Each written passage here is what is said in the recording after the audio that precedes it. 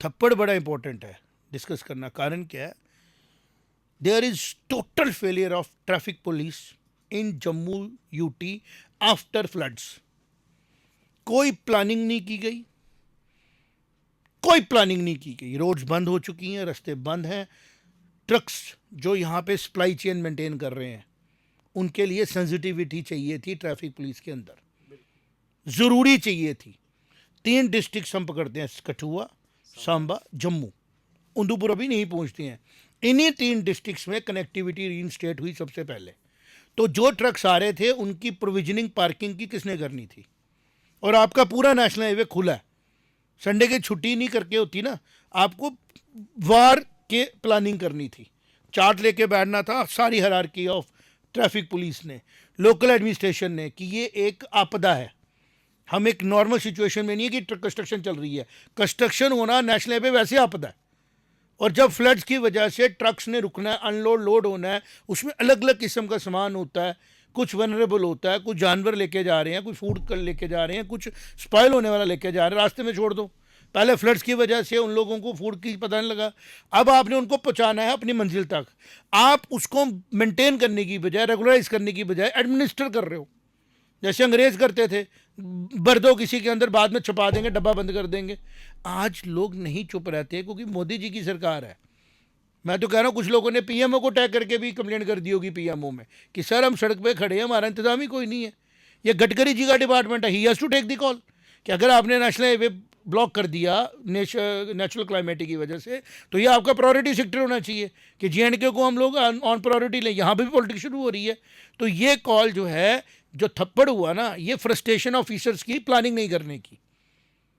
Planning करते नहीं मारते ना। ट्रक्स को रोकने के लिए नेशनल हाईवे के अक्रॉस हमारे को time pass temporary parking slots बनाने थे कि आप ट्रक 200 300 400 ट्रक यहाँ रुको, इतने टाइम बजे आपको छोड़ेंगे, वहाँ एक एक ट्रक करके निकलना है। ये प्लानिंग, और पूरे ऑन टोस वॉकी टॉकी पे मैनेज करते, ट्रैफिक ज़रा दर जाती।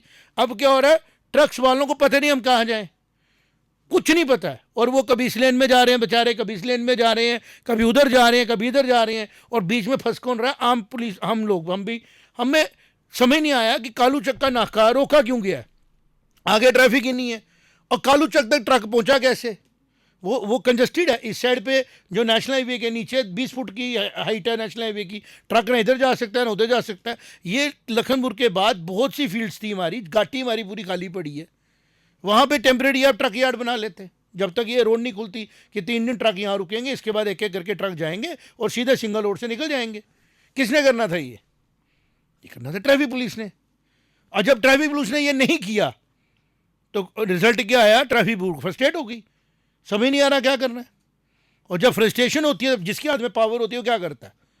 जब प्रेशर आएगा किसी चीज़ पे, जिसको प्रेशर की ताकत दी गई टू मेंटेन, तो प्रेशर ब्लास्ट होगा। तो ब्लास्ट हुआ, हादसा हो गया, आज लोग सड़कों पे बैठे हुए हैं, कह रहे हैं जी हम उससे माफ़ी मांगना चाहते हैं, हमें जो भी डिमांड होगी उनकी। हुआ तो गलत। ट्रैफिक मिसमैनेजमेंट एक खुद में बहुत बड़ी आपदा है।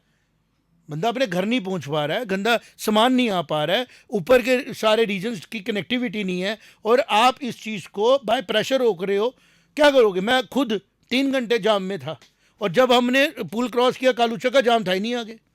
और ये सारे ट्रक अगर आप डिवाइड कर देते लखनपुर से यहाँ तक तो जाम ही नहीं होता, सब लोग अपने आराम से बाहर बैठे होते साइड पे, जहाँ जहाँ आपको स्पेसिंग हुई। तो ये किसने करना था? ये पहले ही सोचना था।